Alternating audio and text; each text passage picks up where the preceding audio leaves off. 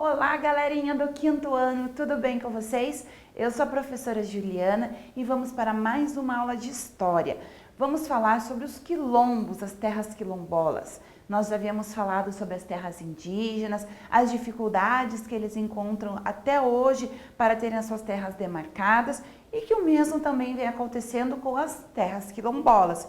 E como que eles vivem na atualidade? Vamos lá para o nosso livro 2, na página 248, para fazermos juntos a leitura sobre as terras quilombolas na atualidade. Antes de começar a leitura, vamos ver o significado lá. Remanescente significa restante, sobrevivente. Os remanescentes quilombolas são aqueles que tiveram seus ascendentes, parentes que vieram antes, obviamente, que viveram daquele local.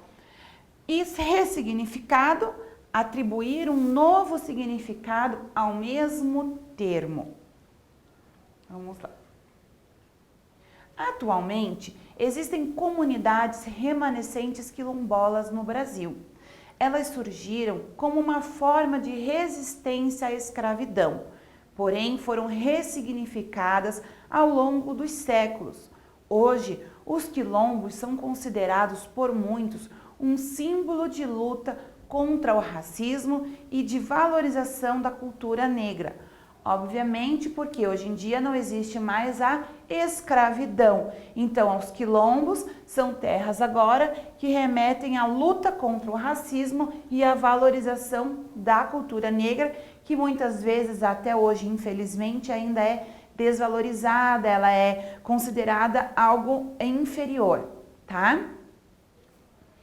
Como as comunidades quilombolas ocupam suas terras há muitos anos, elas são consideradas donos dessas terras. Leia o trecho a seguir, retirado da Constituição de 1988. Assim como as terras indígenas também, que estão lá na Constituição de 1988, comprovando e exigindo a demarcação, os quilombos também têm o seu trecho na Constituição. Vamos ver lá o que diz o artigo 68 sobre as terras quilombolas. Aos remanescentes das comunidades dos quilombos que estejam ocupando suas terras, é reconhecida a propriedade definitiva, devendo o Estado emitir-lhes títulos respectivos. Para que o governo reconheça uma terra como quilombola, é preciso que a comunidade daquela terra se reconheça como quilombola e envie documentos como relatórios de reuniões, histórico da comunidade, fotos, relatos de manifestações religiosas e culturais. Também podem ser enviados documentos de propriedade sobre a terra, caso exista, fotos, certidões de nascimento e etc. Quando uma terra quilombola é reconhecida pelo governo, dizemos que ela é uma terra quilombola titulada. Apesar da determinação da Constituição, as comunidades quilombolas enfrentam algumas dificuldades, como a invasão de suas terras. Outras vezes, o processo de reconhecimento das terras quilombolas por parte do governo demora muitos anos, o que prejudica as atividades econômicas e o acesso a serviços como educação e saúde nessas comunidades. Vejam aqui a imagem de duas crianças quilombolas do quilombo Barra de Aroeira, em Santa Teresa do Tocantins, no Tocantins. Nós vamos ver agora, pessoal, uma reportagem que mostra como que vive uma comunidade quilombola atualmente. Vocês vão perceber bem nesse vídeo as dificuldades que eles enfrentam, porque não adianta só eles se reconhecerem como quilombolas e se eles não tiverem esse reconhecimento por parte do governo e assim eles terem acesso a questões de saúde, educação, melhorias na qualidade e nas condições de vida. Então, às vezes, eles podem se reconhecer, mas eles saem da comunidade, vão viver em centros urbanos, em outras cidades, para poder conquistar as suas melhorias de vida. Vocês vão perceber isso bem certinho na reportagem que nós vamos ver agora. Opa, deixa eu colocar aqui. Vou colocar o trecho certinho.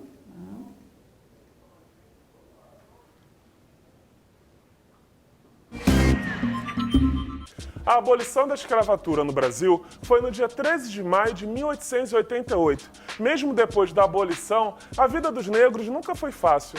A luta contra o preconceito e a busca por espaço no mercado de trabalho tem marcado a vida dos negros no país. Até hoje, por exemplo, não se tem um número preciso de quilombolas no Brasil. Para abrir o Para Todos de hoje, vamos até o Quilombo do Talhado, no Planalto da Borborema, região montanhosa no interior do Nordeste. Lá você vai ver como é o dia a dia de uma comunidade quilombola. Ainda era madrugada quando saímos de João Pessoa, capital da Paraíba, rumo ao agreste sertão paraibano, onde está localizada a comunidade quilombola do Talhado. O quilombo foi fundado pelo ex-escravo conhecido por Zé Bento. O local, no alto da serra, foi estratégico, tudo para dificultar o acesso dos brancos que queriam recapturar escravos fugidos. Ali, eles sobreviveram da agricultura. Além da agricultura, o artesanato também ocupa os moradores do quilombo. Logo depois da abolição da escravatura, as mulheres quilombolas, que são exímias artesãs, passaram a confeccionar potes, caldeirões, frigideiras e ferros de engomar. Tudo é feito em cerâmica bem resistente. Há anos, todos os sábados, as peças são levadas no lombo de jumentos para serem vendidas na feira de Santa Luzia, ao lado do mercado público. As mulheres quilombolas mantêm esta tradição até hoje.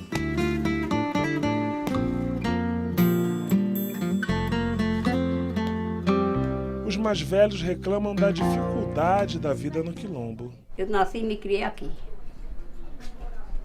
E permaneço aqui. Só quando Deus quiser me tirar daqui.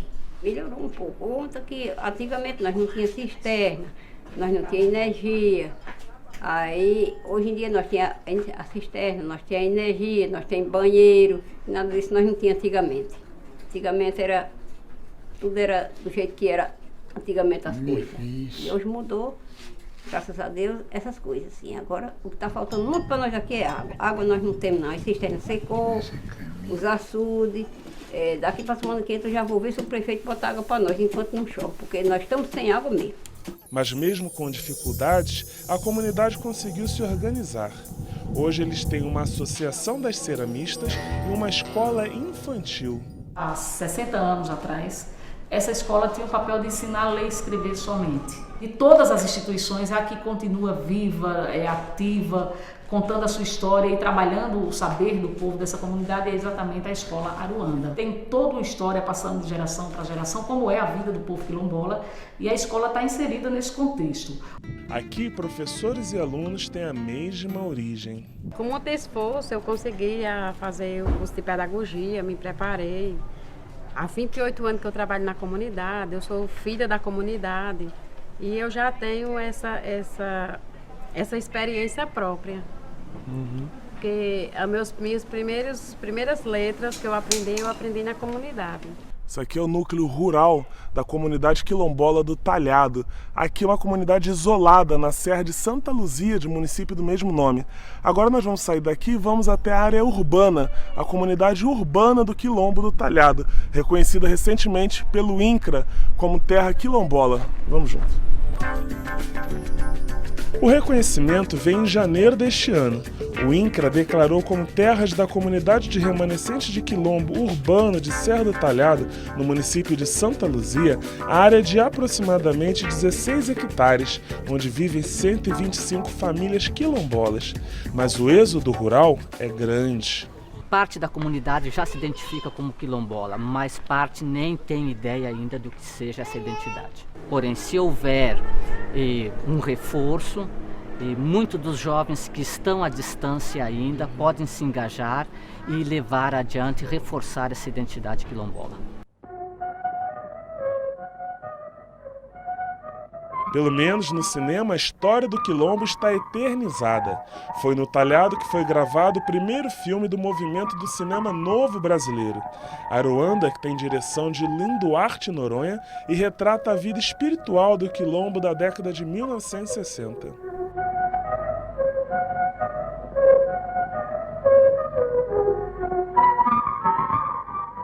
A comunidade ela vai terminar como começou.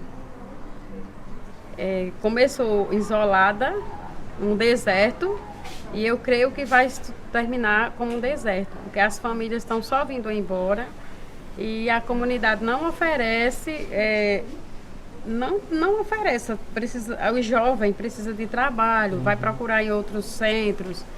E a comunidade vai, quem desce a serra de vez não volta mais. Vai visitar só, mas voltar para morar não volta, porque a dificuldade é grande.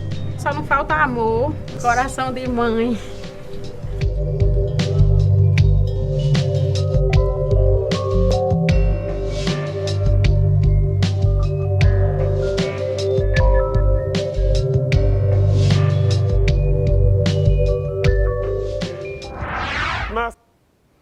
Viram então, pessoal, como que é a questão da vida dos quilombos atualmente, a dificuldade que eles encontram para ter acesso ao básico da vida, né? A questão de saúde, educação e a quantidade de pessoas que são quilombolas, mas que saem das comunidades e vão para os grandes centros em busca de mais qualidade de vida.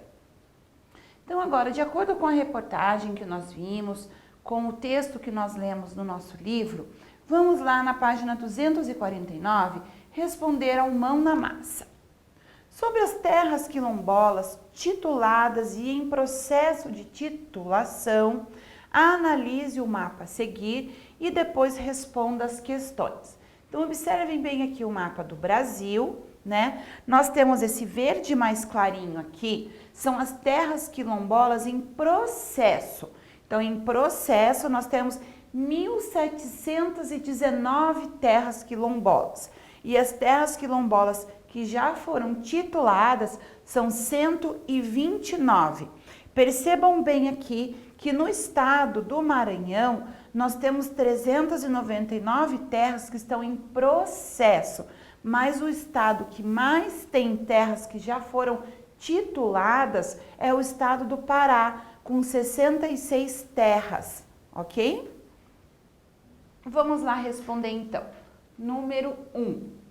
Qual é o estado com maior quantidade de terras quilombolas tituladas? Então, nós observamos e já vimos ali, com terras tituladas, nós temos o estado do Pará. Vamos para a primeira parte. Então, o Pará é o estado com maior número de terras quilombolas, desculpa, faltou S aqui, o R aqui também, o maior número de terras quilombolas tituladas. Okay? E a segunda pergunta que diz ali, e com a maior quantidade de terras quilombolas em processo de titulação, que nós vimos é o Maranhão. Então, o Maranhão é o estado com maior número de terras quilombolas em processo de titulação, ok? Vamos para o número 2 aqui embaixo.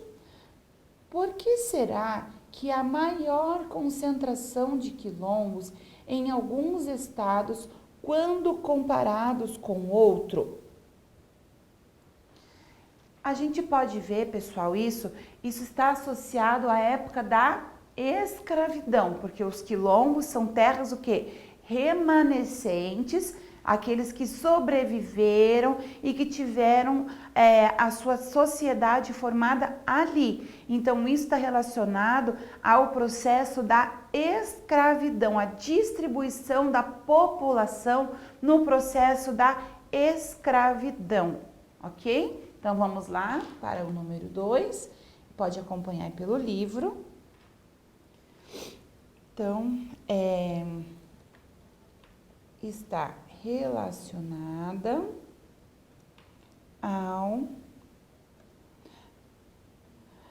a distribuição, né? A distribuição da população